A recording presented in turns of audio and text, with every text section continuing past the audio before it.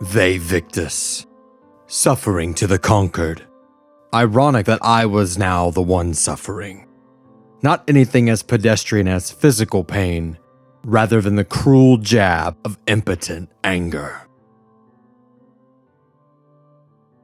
Now, with this episode's title and those Shakespearean words, it might sound like we are about to dive right back into my blood-drenched past. And, well, we are. Just not in the way of my surgeries. But no, we are about to jump right into the first of many deep dives that I will be dredging up on the Legacy of Kain series. But before you shut off the podcast because of the video game topic, please bear in mind that I am not trying to sell you on this game as a joyful controller experience, because it's not. Blood Omen is stained by the smudged lenses of my super thick 26-year-old nostalgia goggles. If anything, and my story does interest you, then you should definitely go watch a playthrough on YouTube just to hear the dialogue alone, for it's genuinely a gothic, theatrical experience.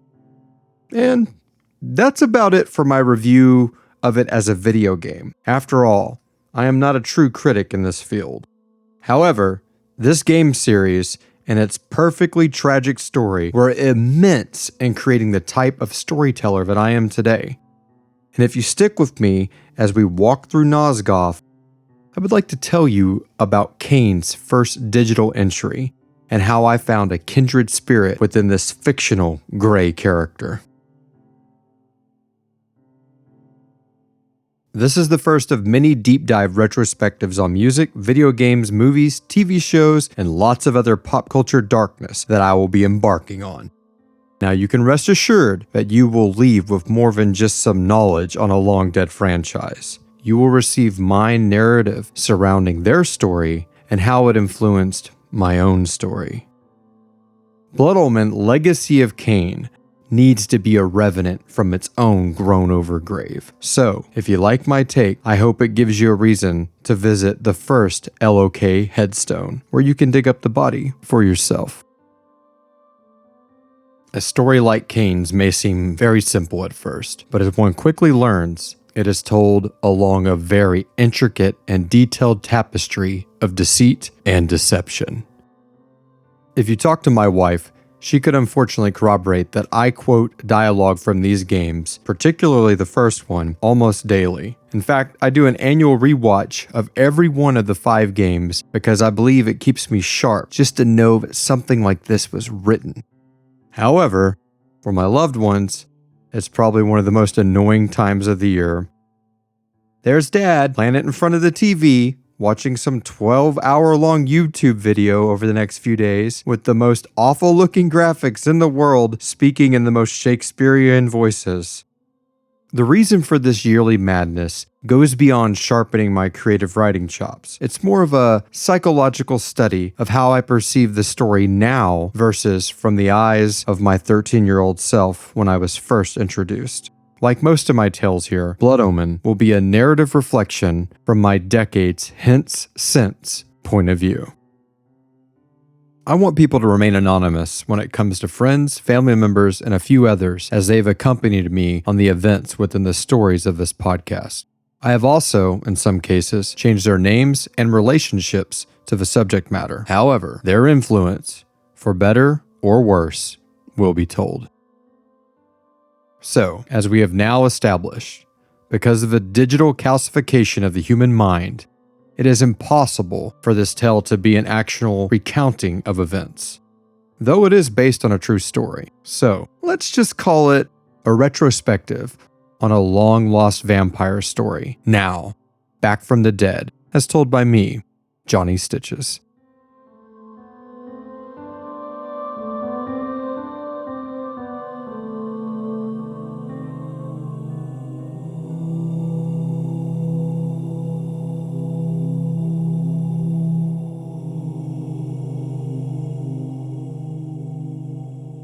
The tavern is closing. Best be on your way, stranger. What? No mug of ale for a weary traveler from distant Corhagen? I can reward you well, for I am of noble blood. I stay open for no man in these dark times. Things come with the night that no sane man would welcome. And so I left, cold of heart and soul, forced to the road in the long, bitter night.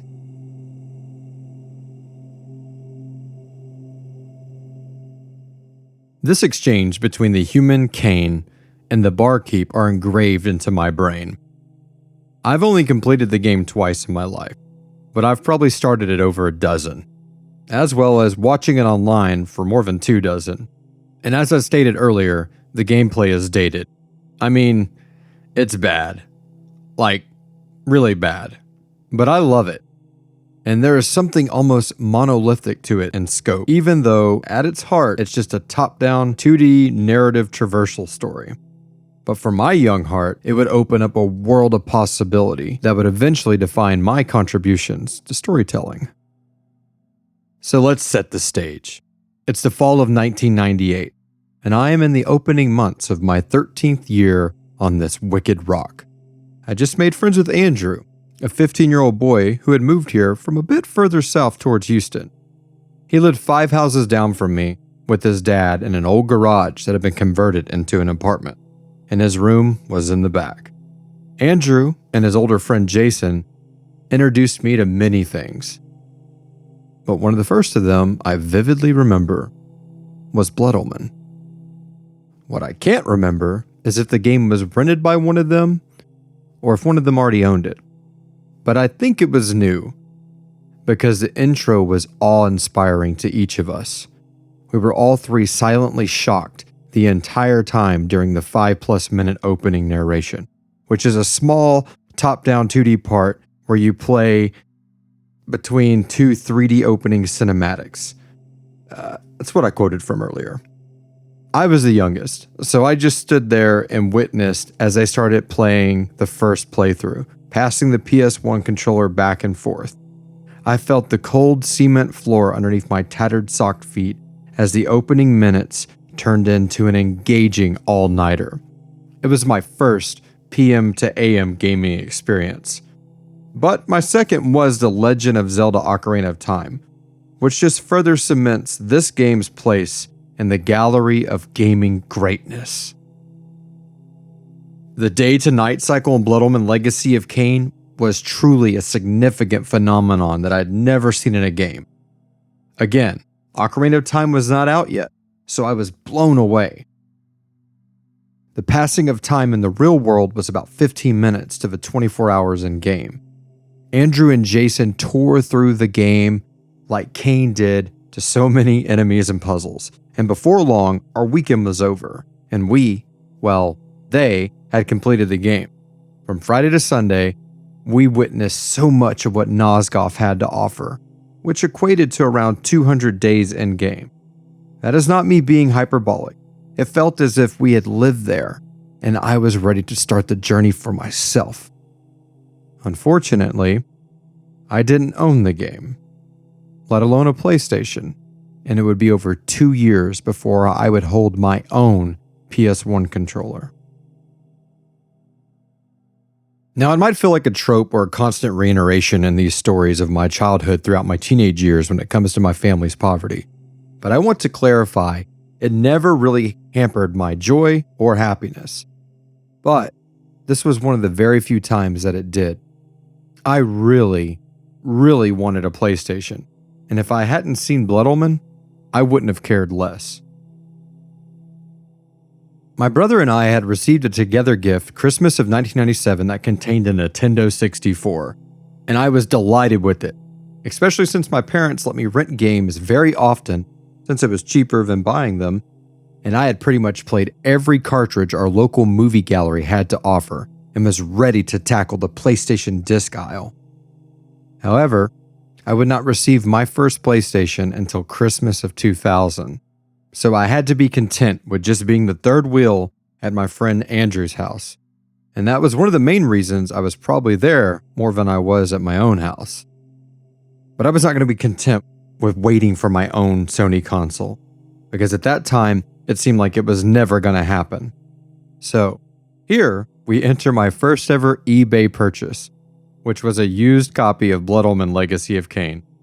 So along with a little gray memory card, and becoming friends with Mitch, the 11-year-old grandson often visiting the third house down from mine, I could finally embark on my own journey to restore the pillars. It took me a month between my times on Andrew and Mitch's PlayStation, and it would have been much longer if I hadn't agreed to fix the little bearings that were messed up in Mitch's console. That repair I did for him gave me over a week with the console attached to my own TV in my own room, giving me a little taste of what was to come eventually.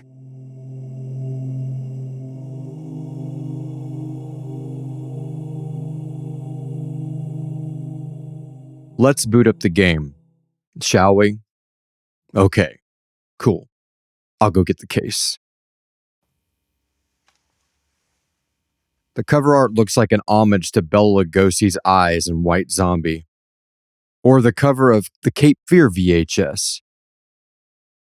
And the disc here, it's the same art, just with a two-colored print of purple and silver. Okay, let's place the disc down and push it under these little sensitive bearings. And now we close the lid and power up the PlayStation.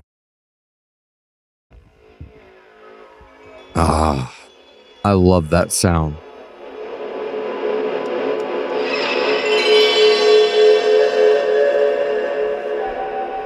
Time traveling.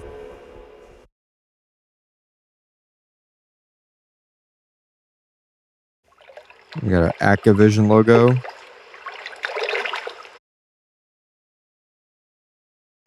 Crystal Dynamics. Silicon Knights. Navigate the menu here. Now here comes my favorite all caps bloody nonsensical text. I feel like I've heard this over 1 million times. You ready?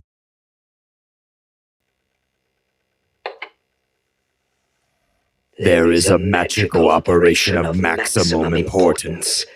The initiation of a new aeon.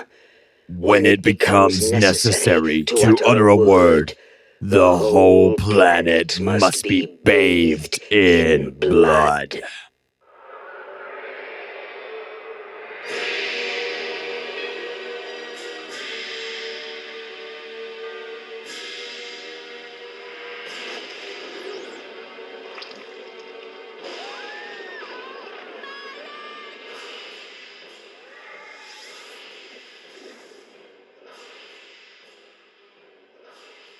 As a kid, I could never understand how this related to the game, and later on, how it was even relevant to the series at all. I was in my mid-20s when I finally looked it up. It turned out to be a quote from Aleister Crowley from the book called Magic in Theory and Practice, which did explain the rambling nature and dramatic mysticism, but the more I thought about it, the quote, utter a word, unquote part, the more I realized how much it related to the plot, and in hindsight, how it addressed the ending of the game.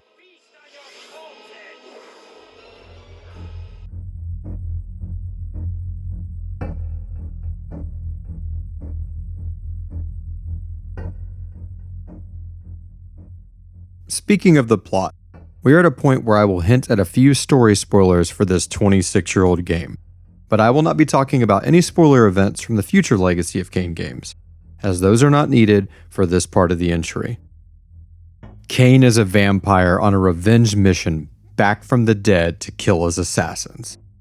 And though I just used the show's namesake, I promise that is not why I selected Blood Omen as my first pop culture deep dive. No, it's the vampire lore and how it was handled in this game. All the vampire tropes are here. Kain has the ability to change into a bat, travel. Well, it's more like a cauldron of bats, but still, it is very cool. And he can turn into a wolf, mist, and even disguise himself as a human. But he is not a human. That was forsaken, so he could gain the power to exact his revenge. And that revenge is carried out very quickly. Killing his assassins happens right after your first tutorial-like dungeon, which is just walking out of his elaborate mortal crypt. So, something that may have been the main plot of many stories or games is only breaking into the onion of layered intrigue that is Blood Omen. The game has a very Zelda-like progression system, as did many video games of that time. Each area comes with a quest to get an item or an ability to open up the next area of exploration. The story, though, the voice acting, that is what keeps one so intrigued in Kain's journey. Simon Templeton was perfectly cast as Kain, and he carries each future role with even more passion than the last. And Tony Jay is the voice of so many great characters in the 1980s and 1990s, from Rugrats to the Hunchback of Notre Dame, Mighty Max to Hey Arnold, and another few hundred roles that I don't have time to list here.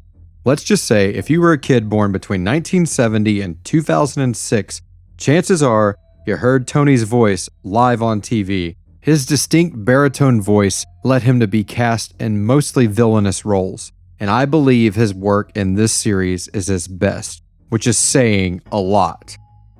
And Gunn is in the game as Ariel, the Balance Guardian. And yes, that is Skylar White, the leading lady in the hit TV show Breaking Bad. It's crazy, man. Such a great cast. I'm starting to find it funny that so many things that influenced my writing are just a few degrees, if not one, away from each other. Breaking Bad encapsulated storytelling, told in 1 to 5 seasons, and what could have gone for a dozen more gained my respect on so many levels. But most of all, the commitment to the start-to-finish storytelling. That inspired me very much. I did the same thing with my serialized audio drama Cybernicide. Tony Jay was the wise old Virgil in the TV show Mighty Max, which I brought up in my last episode, how much love I have for that series. There are even more to come once we hit the Soul Reaver games. But I digress. Back to Blood Omen.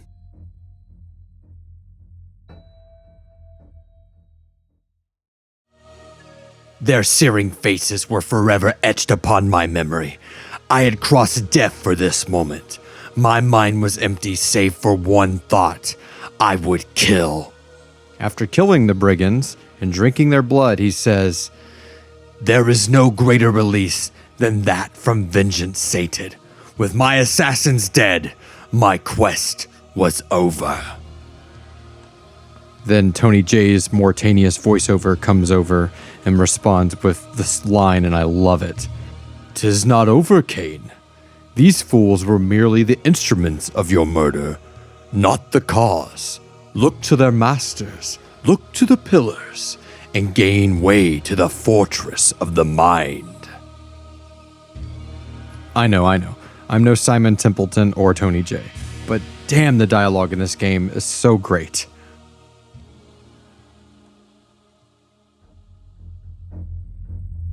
So now Kain realizes he is part of a much larger plot and heads to the Pillars of Nosgoth. The pillars, reach into the heavens of the world, and each of them are protected by their own guardian. However, the Circle of Nine, which is the name of the collective guardians, has recently been corrupted. Now Kain learns all of this and more from the deceased Balance Guardian Ariel. Here is a scene from that game's script. Only better because I'm going to read it.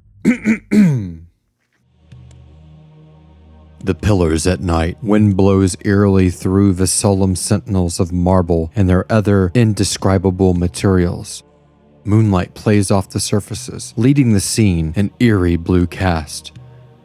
The figure of a comely woman appears amidst the pillars, talking to herself it seems. Establishing shot from Kain's point of view. Long shot of Ariel disappearing behind a pillar.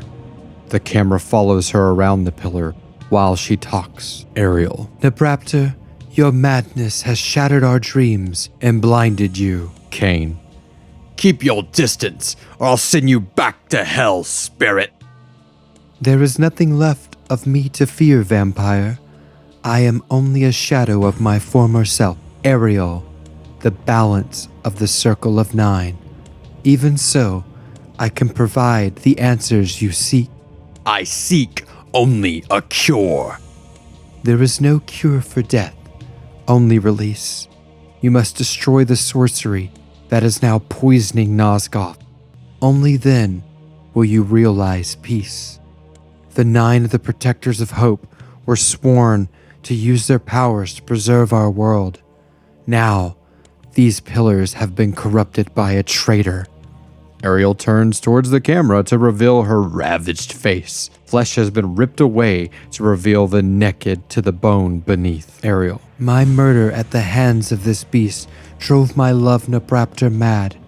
Now he spreads his misery and pain among the circle, crumbling the very foundation of Nosgoth. You must restore balance. You must right the pillars of Nosgoth. A hallucination of Nabraptor sewing his eyes shut floats semi-transparent in the moonlit air. Kain, with distaste. I care not for the fate of this world. Ariel fading out.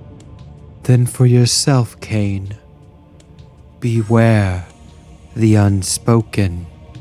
Ariel fades to total transparency as her voice fades. Okay, that's the last time I will quote the game in this episode. Well, maybe, but I will try not to do it. Right, and anyway, let's move on.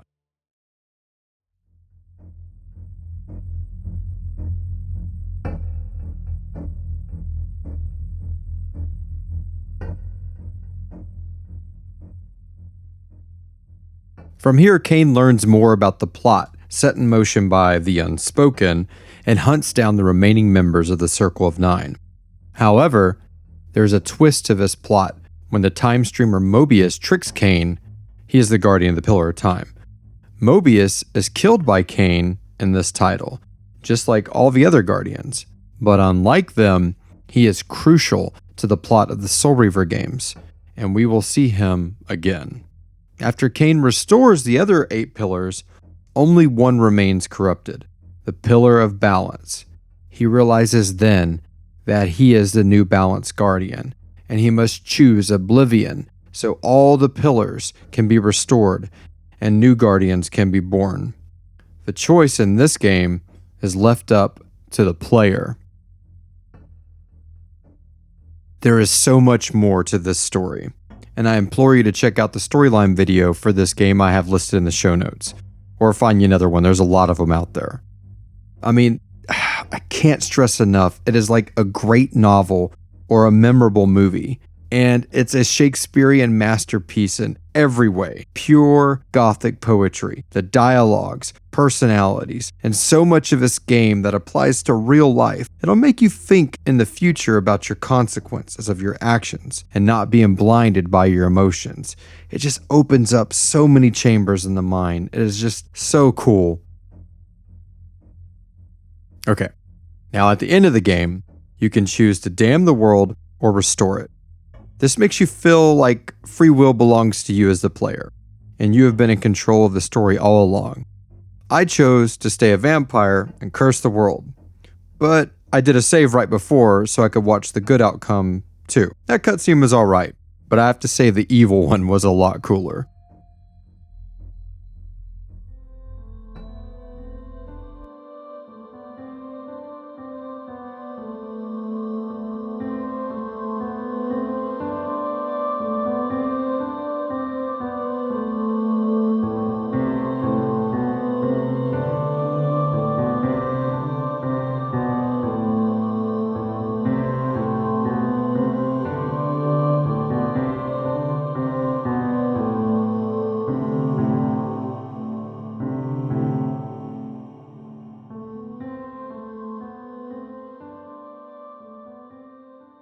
So you might be asking yourself, how did this game impact a deep East Texas metal kid between the ages of 13 and 14 so heavily?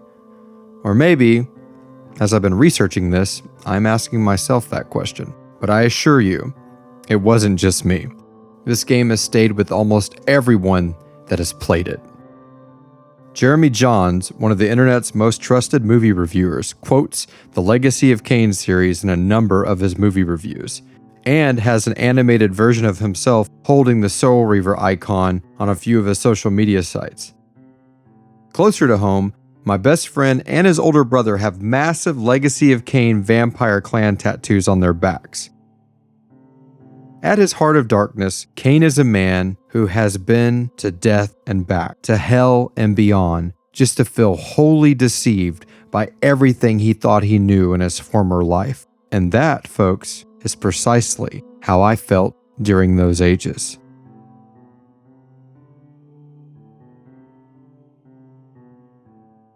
One quick side note before we finish up. Earlier this year, 2022 if you're listening to this a lot later, the intellectual property for the Legacy of Kain series was acquired by new owners, the Embracer Group, through the purchase of Crystal Dynamics. They sent out a survey seeking interest on the revival of the long-dead franchise. They received over 100,000 positive responses. Of course, I and a few that I've just brought up participated. So, we might see a new sequel, or a remaster, or a massive remake. Either way, as of today, the future looks very bright for Nosgoth.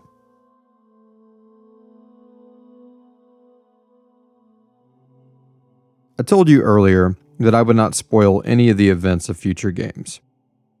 But I think this is a good point that we might bring up the series as a whole plot-wise. Call it a sneak peek at future episodes. Kain and our next jawless protagonist are told free will is an illusion. Yep, that's right. The choice you make at the end of the game, Blood Omen, as a player, doesn't matter. So it's kind of a meta commentary on the free will concept. Or it's just a fact that there wouldn't be much of a sequel in a blessed and righteous Nosgoth world. No, Kain refused the sacrifice, and the first Soul Reaver game shows us what it's like traversing his dying empire. Beyond Soul Reaver's plot, Kain and our bitter blue rival spend lifetimes of pain and effort challenging the fact of illusionary free will, and I can't think of a better quest to be on than one for freedom from control. Truly masterful. Here's my last thought on the first Legacy of Kain entry, as it pertains to my own legacy. You see, I felt at the time I was introduced to this game that I was also baptized in blood and butchery as it pertained to my open heart surgery history, especially once I awoke from my second surgical experience, which I will explain in more detail in another episode. I, just like Kain, felt wholly deceived by everything I thought I knew in life before that 8-hour-long horrible experience.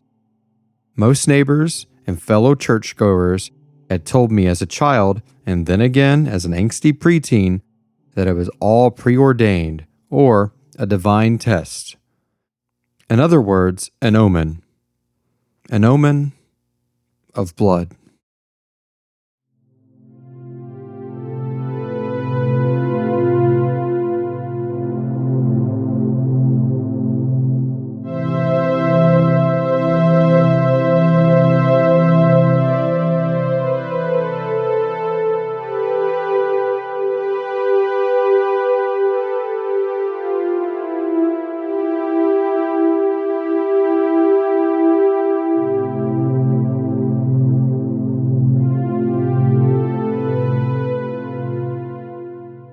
Okay, here's 2 more for the road. Ready?